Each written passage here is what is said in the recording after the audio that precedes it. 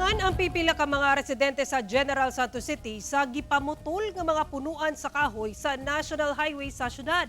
Apan gipasabot sa otoridad nga kini kabahin sa ginahimong road widening project sa mong lugar. Ang detalye sa report ni Efren Mamak. Gipamutlan sa mga sanga kining pipila ka mga punuan sa kahoy nga nahimutang sa National Highway nga sakop sa tulo ka mga barangay sa General Santos City. Kini ang nasulod sa barangay Apopong, Labangal ug Sinawal. Gawas nga gipang pulungan kini. Nasayran nga nakatagda sab kining ibton ang anaa sa kapin 40 ka punuan sa kahoy. Butang nga gisayangan sa mga residente. Oo, minsan nasasayangan din tayo. Pero kaya man siguro ang patakaran ninyo. No choice.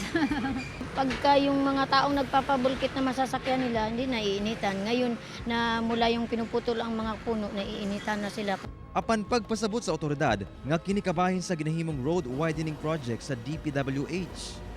Nakababag matud pa ang maong mga kahoy sa ginahimong road concreting. Hinuon, gipananghiran na kuno kini sa DNR 12. Naigo man sa widening para makita nato kung parang span sa tong area.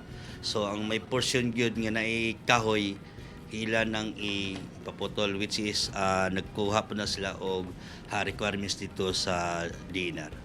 Ang mga pinutol nga kahoy magamit sab matud pa sa barangay. Sa part sa barangay, mag-later po mi sa DNR nga turnover po sa barangay kana po may mga project. So haron nga magamit po sa barangay pagimon og lamisa lingkuranan para magamit po sa atong mga constituents kung mabisita di sa atong barangay. Kauban si Bong Vicencio, Efren Mamak, 1 Mindanao.